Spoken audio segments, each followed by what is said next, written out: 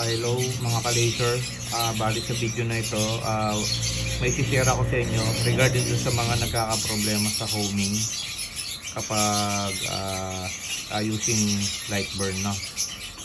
So ito, buksan ko muna yung light burn natin. Okay. So ito, may mga nakaset na kasi ako, didelete ko muna yan para ituturo ko sa inyo step by step. Okay.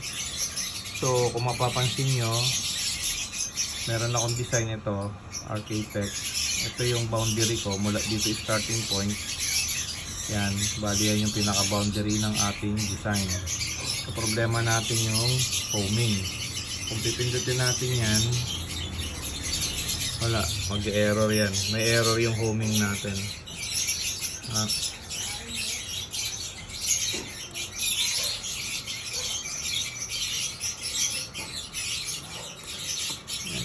Delete ko muna. So pag zinom natin yan, kahit dito natin pindutin yung home, error pa rin yan. Hindi gagalaw yung laser natin yan. Kahit dito sa move home mo, error yan. So walang pagkagalaw yan, no? So ang gagawin ko, start natin, syempre set natin yung laser natin kung ano yung pinaka home nyo, yung 00. Yan, 00 na yan, no? Naka 00 yan. Tapos ang gagawin nyo, punta kayo sa move. Kung makikita nyo, pagpunta kayo sa manage, yan, manage, lalabas ngayon yan. Then add nyo kayo dyan, add nyo, ayan, 00 lang dito, X and Y mo 00. Then type home. Okay, then press OK. Yan, kung makikita nyo, ayun na siya, meron na tayong home dito.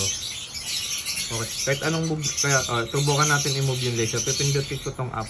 So ito, up. Ayan, makikita nyo, gumagalaw siya, up. At pipindutin ko rin yung left. No. Ayan yung left. Okay, pag hinom ko yan, pag pinindot ko tong home, sa selection ko dito, babalik siya dun sa original position niya yung 00. Okay, pindutin ko yung home. Ayan. Ayan, bumalik siya sa 00. So, ganun lang yung paggawa ng home kung hindi ko nag-error tong inyong, ayan error siya. Pero meron tayong ginawang home para yun yung pinaka 00 natin. Tapos kung halimbawa naman ang ginagawa ko kasi, kung makikita niyo 00 kasi nakadikit to sa frame. Ang ginagawa ko, nag-a-adjust ako para dun yung starting point ko sa, kung makikita niyo yung starting point ko, ito yung edge nitong ano ko, yan yung starting point ko. Bali sinukat ko na yan kanina. Ang ginawa ko dyan is 40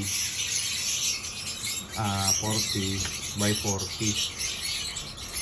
no, mm yan, 40 by 40. Pag ginawa mo yan, ayan, makikita mo, ayan, gumalaw, ayan pumunta na siya doon sa edge ng aking pencil jig, no. Then para ang ginagawa ko rin, sinisave ko yan, mamanage ko yan, ito. Tapos create ako ng new, ayan, ito 40 by 40 ako dito. Ayan na, 40 by 40. Then ilagay ko dyan, lagyan ko lang ng 40 by 40 para meron lang akong reference, no? Then isi-save ko. Ayan, lalabas na dito yan sa home. Ayan, meron na akong 40 by 40. Yung pag hinom ko, ayan nagbalik siya doon sa original position yung 00. Kung nilagay ko sa 40-40, tutuloy siya doon. Ayan, yan yung starting point ko. Yung starting point, ito yan, kung makikita ninyo yan, ayan yun, yung kulay green na yan. Yan yung starting point ko. Yan, sa design ko, ano yung kulay green, yan yung starting point mo. So ginagawa ko yan para hindi siya nakadikit dito sa frame pag nag-start siya.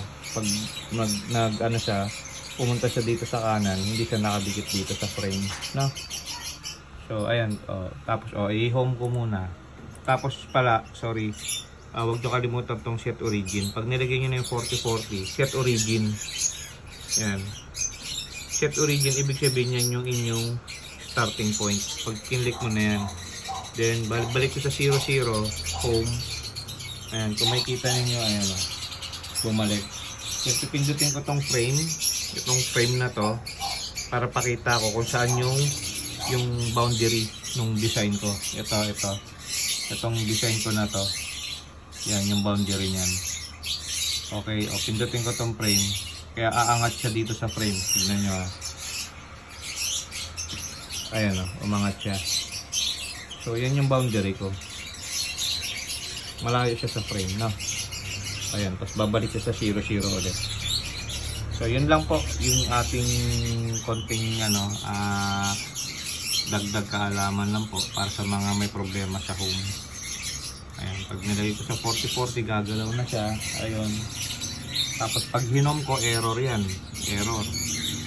Ayun, error. Hindi siya wala siyang pagkagalaw. Ayun, hindi siya gumalaw na. So, ang gagawin natin para mapunta ulit siya sa home, punta mo siya, ito, home. Gawa ka lang ng, mag-set up ka lang dyan ng home na option.